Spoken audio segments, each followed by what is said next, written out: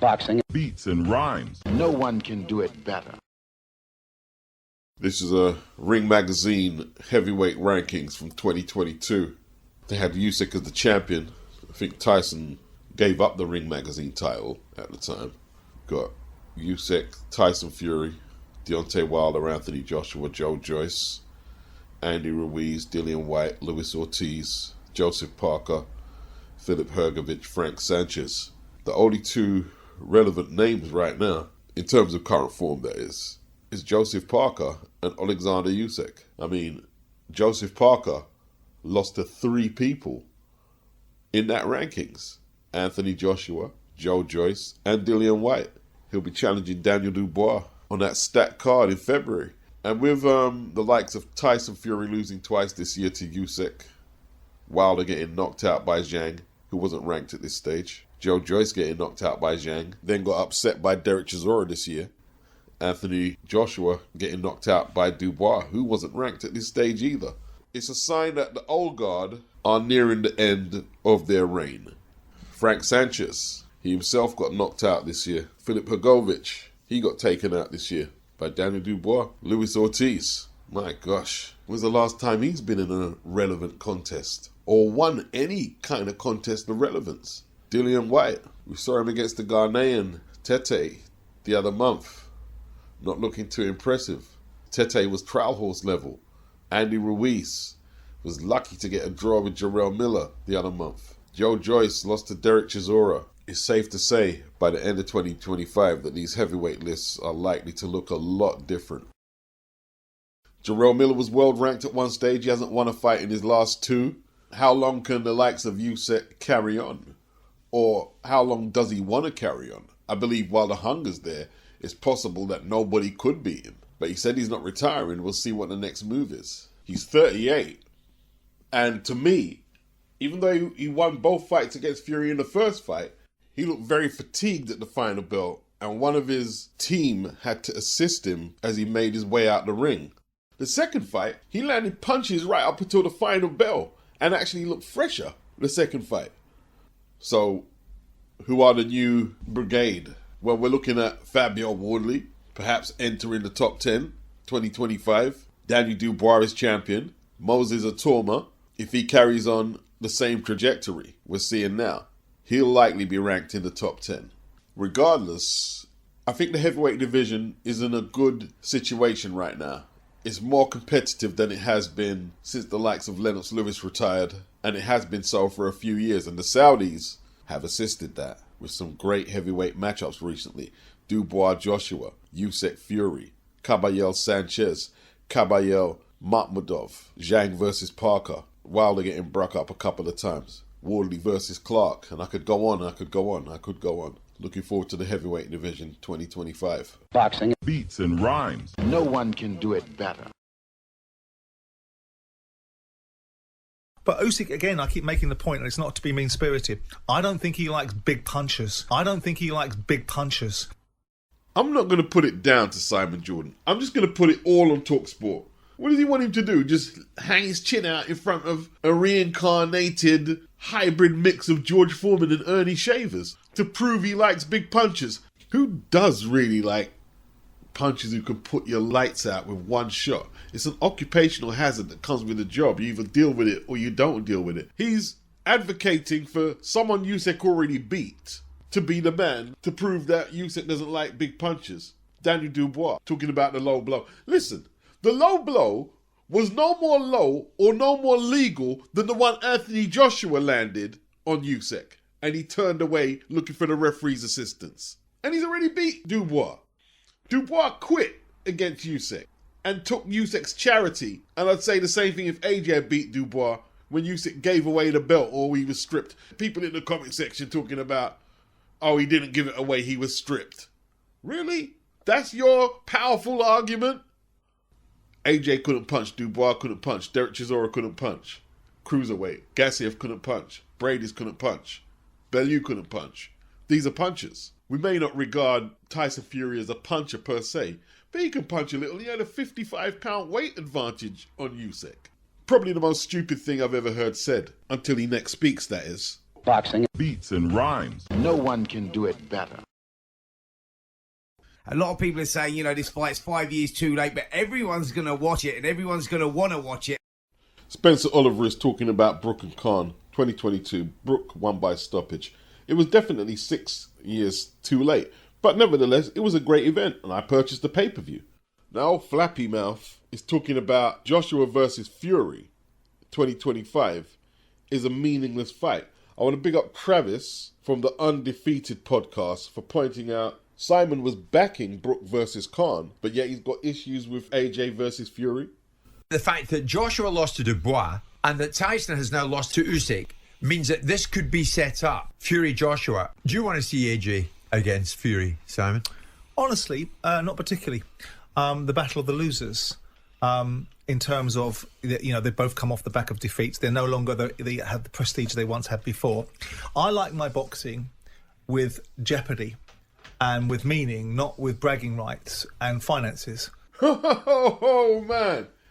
I like my boxing with jeopardy, not about finances and bragging rights. Okay, so Kell Brook, nearly 1.5 years removed after losing to Terence Crawford, took on Amir Khan, who hadn't fought for 3 years before he fought Kell Brook. His last win was against Billy Dibb, whose prime was at featherweight. His other fight before that was a 6-round stoppage loss to Terence Crawford.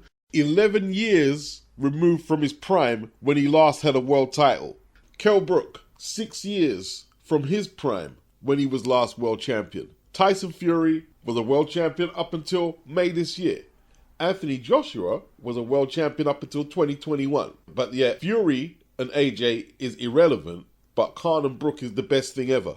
So you was happy to back the battle of the Terence Crawford rejects, I guess because Ben Shalom was putting it on, but you've got an issue with the Alexander Usyk rejects, who have been more active than the Terence Crawford rejects.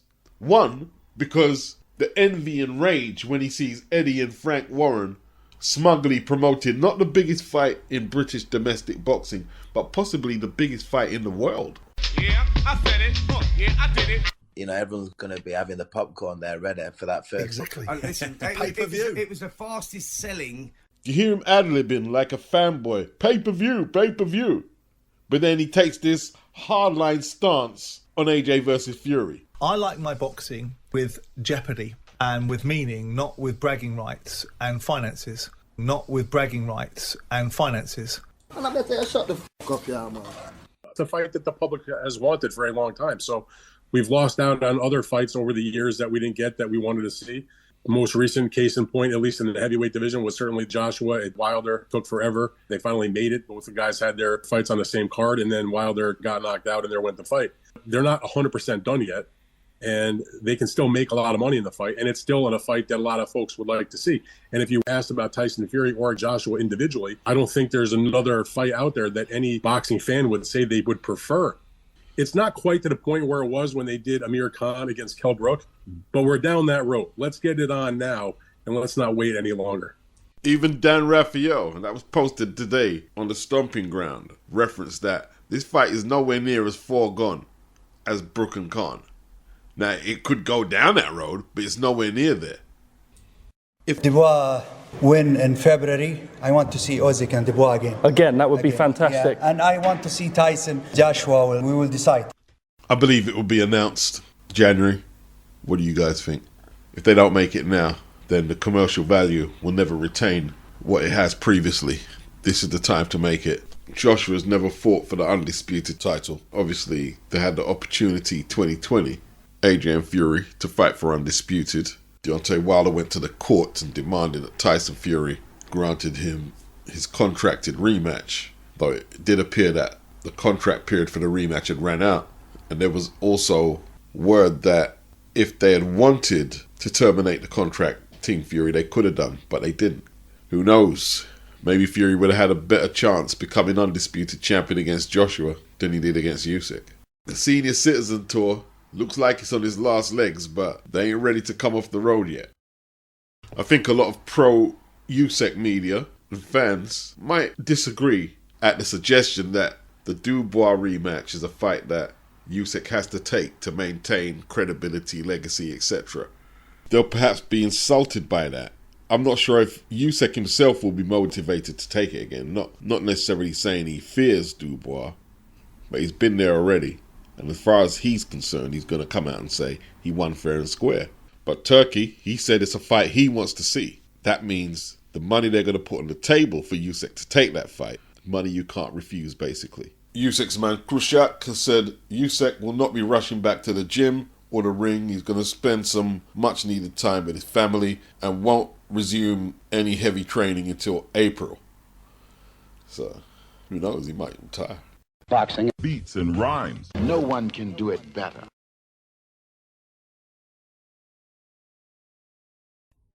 Takeover. Takeover. Nothing official. Bob Arum did say he's going to have talks with DAZN. Them talks have been had.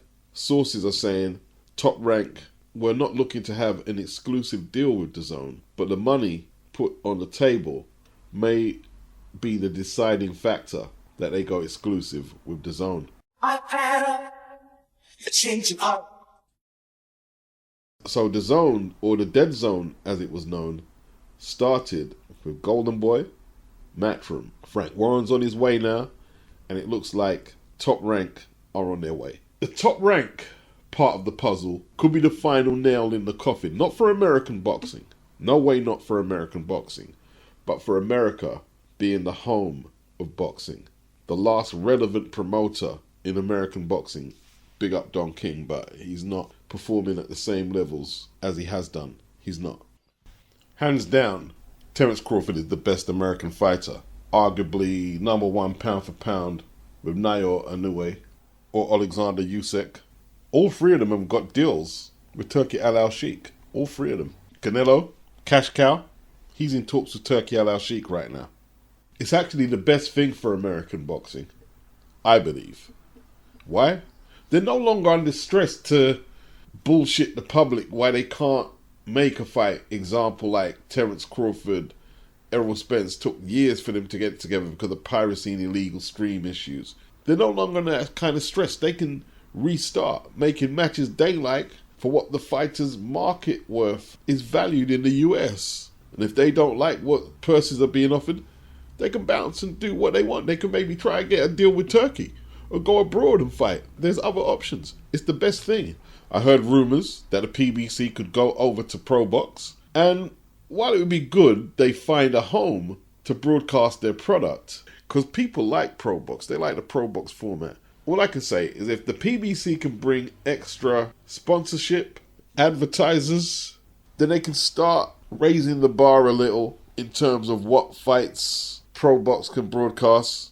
But don't spoil what Pro Box is. Don't let a Canelo, for instance, eat out the whole of the Pro Box budget on 2 fights when that could finance 20 fights for the year. Don't do that. Boxing. Beats and rhymes. No one can do it better. Whoever Usyk fights next, I'm sure it'll be a credible opponent, and his resume thus so far, highly impressive.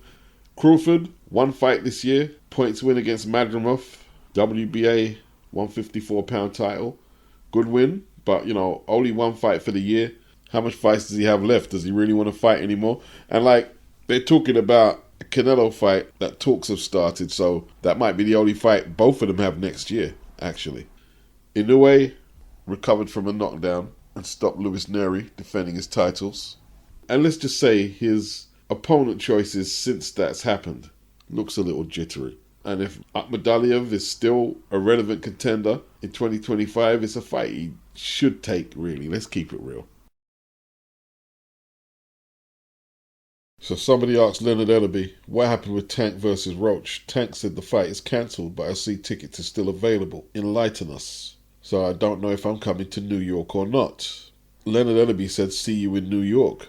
The question then is, why is Tank saying what he's saying? That the fight is cancelled. Why did he say that? And with the fight being postponed already, and then Tank coming out and cancelling the rescheduled date for March, but now we're hearing that it's still on. It doesn't really fill the fans with confidence whether they should purchase their air tickets.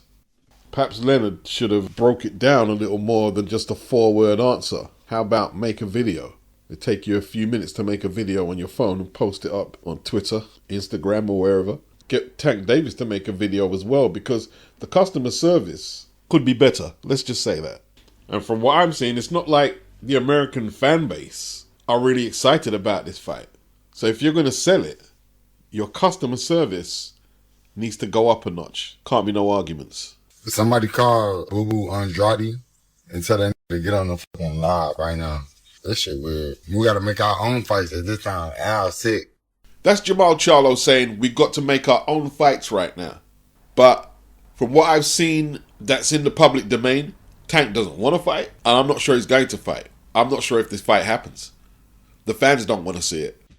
Lamont Roach, he's still training, and he says as far as he knows, the fight's still on. But of course he's going to say that. It's his career highest payday, and he hasn't had a fight for a minute. But Tank saying he needs therapy or he'd like to do therapy, then he says it's cancelled. Leonard Ellaby, he replies to a concerned fan, "I'll see you in New York," which doesn't explain much at all. Him and Tank are not on the same page. The fans don't want to see the fight. One of the uploaders from America said Louis de Cuba is handling the business that Al Heyman normally handles. And Tank's not happy with this arrangement, clearly. I don't think it happens. Tank's got big tax bills. And look, this fight in this climate here, with Turkey putting on the pay-per-views a lot cheaper than what they're doing on the PBC, probably not going to cover Tank's tax bill. Tank's not a happy fighter right now. He's not happy with his situation. He might need longer than March to get his head round fighting. Boxing. Beats and rhymes. No one can do it better.